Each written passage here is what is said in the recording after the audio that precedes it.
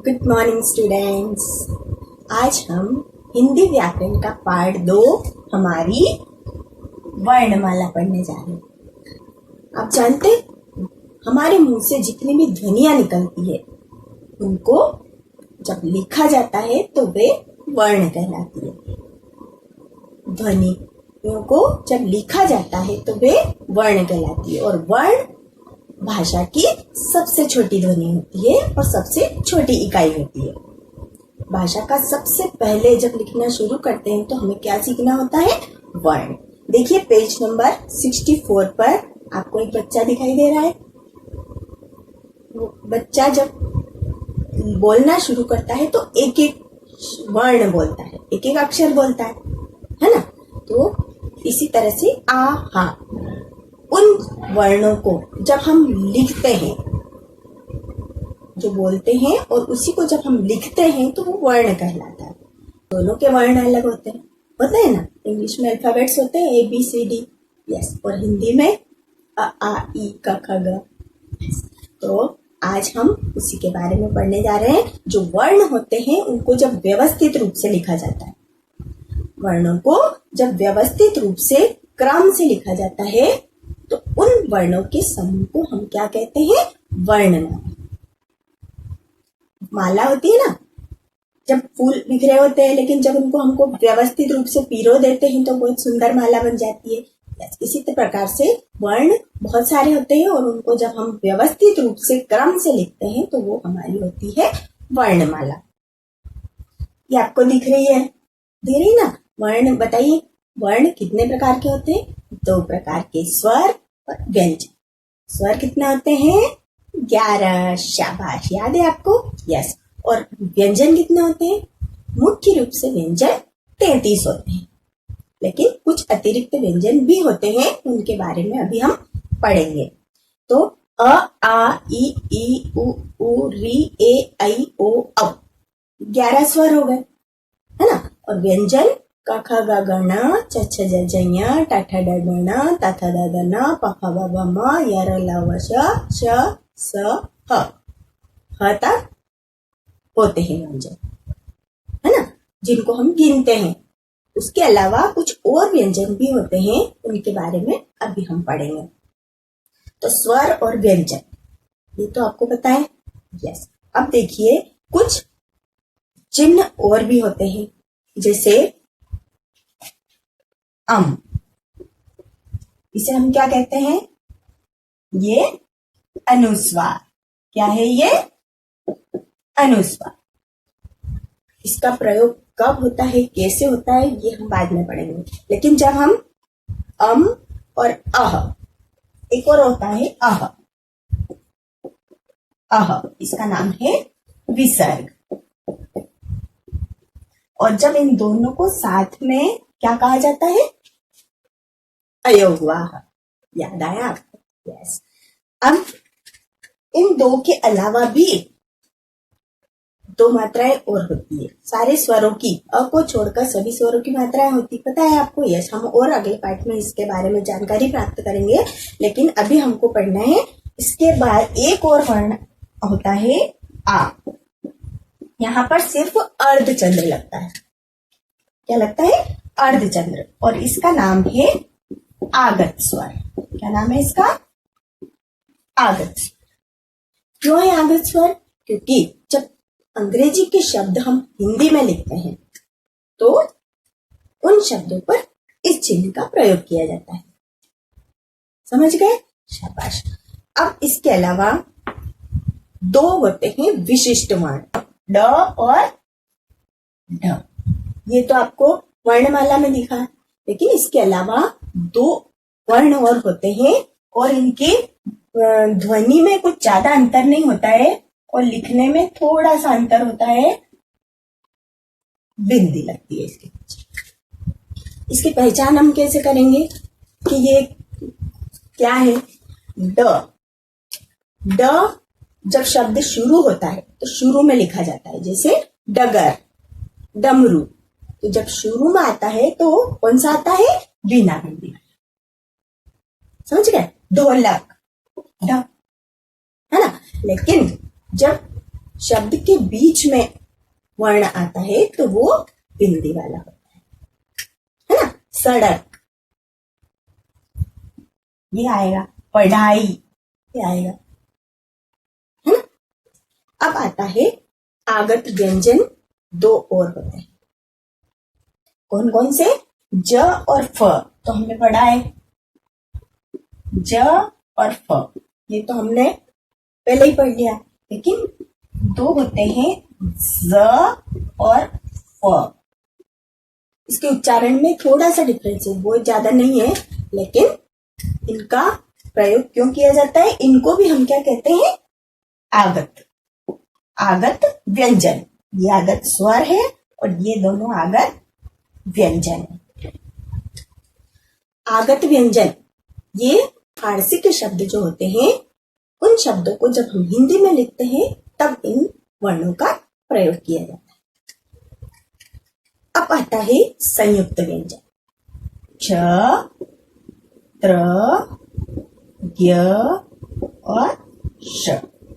ये किसके मेल से बनते हैं? यस, क हलंत, श हलंत, अ इक्वल टू श। फिर त्र, त हलंत, र हलंत, अ त्र। ज्ञ, ज हलंत, य हलंत, अ। श्र, श हलंत, र हलंत, अ। इसलिए इसको हम संयुक्त व्यंजन कहते हैं, क्योंकि क और श मिलाकर क्ष बनता है। और हर व्यंजन के लिए, उसको उच्चारण करने के लिए हमें किसकी सहायता लेना पड़ती है? स्वर की। आप जानते हैं ना?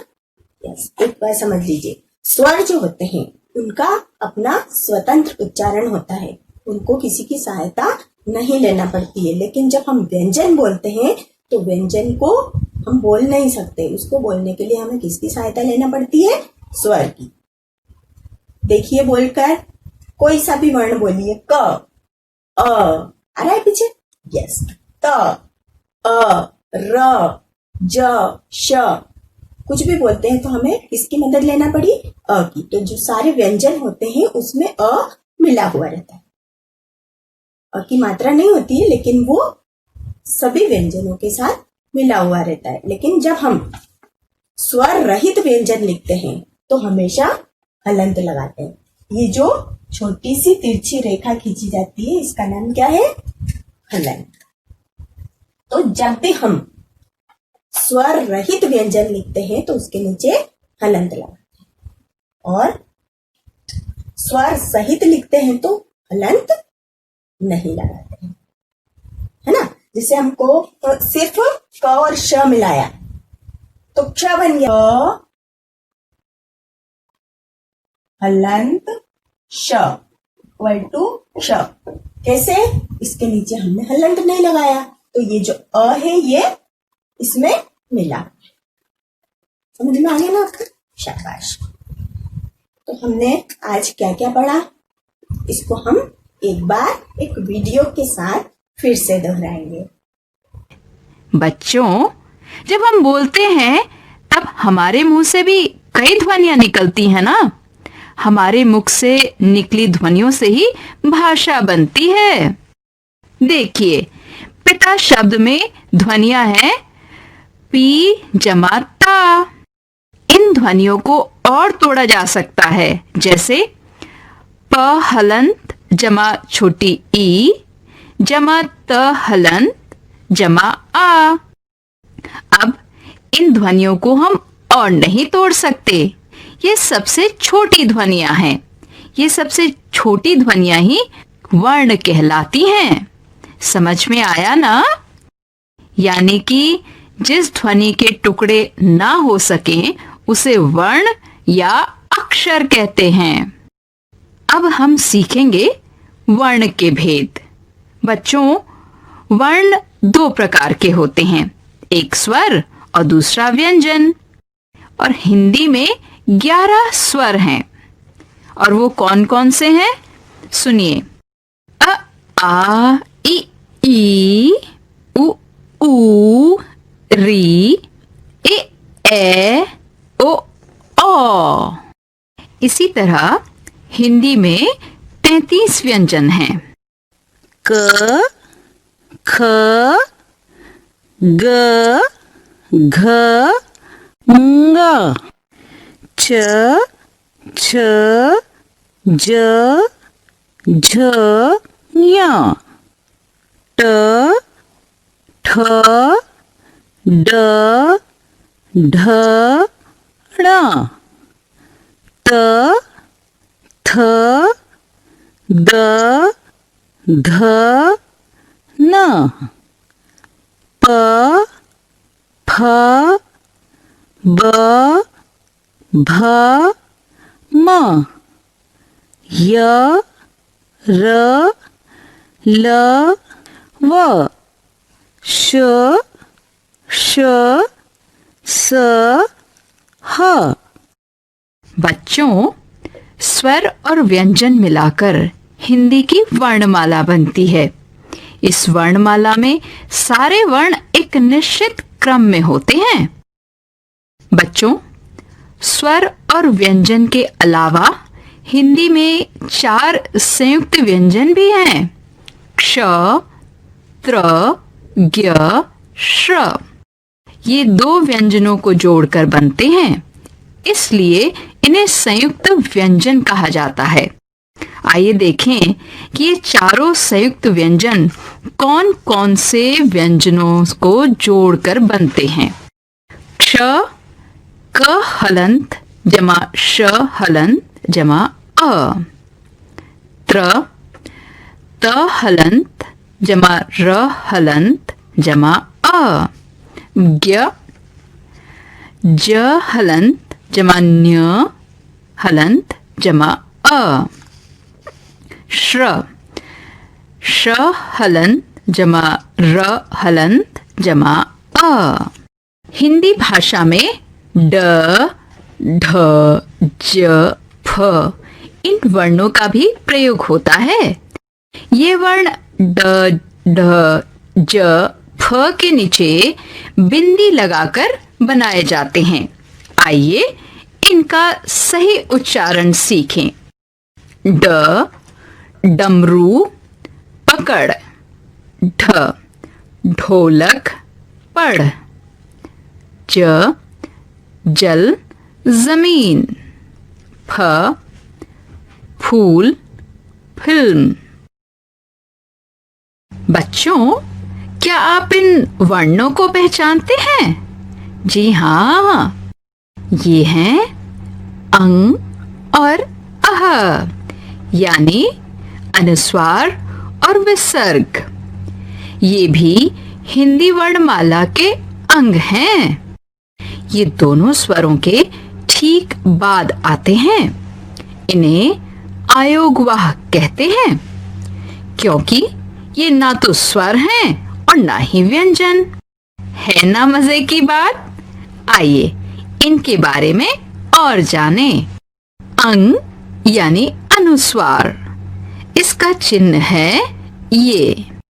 इसका उच्चारण नाक से किया जाता है। अनुस्वार वाले कुछ शब्द हैं पतंग, बंदर, झंडा और बंदूक। अह यानी विसर्ग, इसका चिन्ह है ये। इसे 2 बिंदुओं के रूप में लिखते हैं। यह चिन्ह अक्षर के बाद लगाया जाता है। इसे बोलते समय ह जैसी आवाज आती है, जैसे प्रातः, नमः। बच्चों, आइए अब अनुनासिक या चंद्रबिंदु के बारे में जानें। इसका चिन्ह है ये। इसका उच्चारण नाक और मुंह से किया जाता है। चंद्र बिंदु वाले कुछ शब्द हैं दांत, चांद, सांप, मूंछ। वर्णमाला आपको समझ में आ गई? तो वर्णमाला में 33 वर्णों के अलावा अतिरिक्त तो और कौन से वर्ण हैं? देखिए, ये क्या है? अनुस्वार। ये क्या है? विसर्ग। ये क्या है? चंद्र बिंदु। यस, इसको हम अनुनासिक भी कहते हैं। क्यों? क्योंकि नाक और मुंह से आवाज आती है इसको बोलते समय, जैसे आंख, चांद, है ना? इसलिए इसका नाम अनुनासिक है। और इस मात्रा को हम कहते हैं चंद्र बिंदु। और एक और क्या? आगत ध्वनि। कौन सी ध्वनि? आगत ध्वनि। और इसके अलावा हमने और कौन से वर्ण पढ़े? व्यंजन। यस, अतिरिक्त में ड़,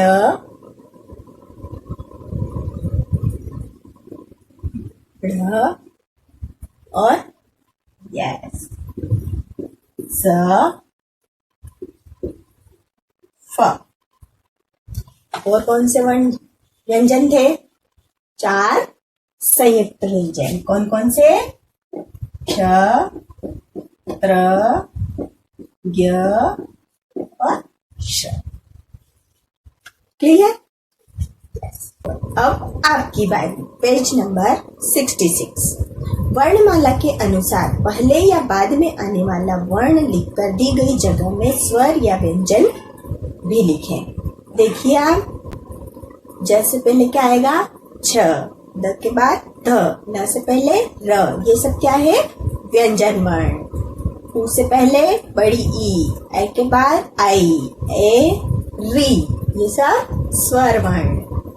ब के बाद भ, स से पहले श, ठ के बाद ट, व्यंजन वर्ण। ग, घ, त, थ, फ, ब, व्यंजन वर्ण।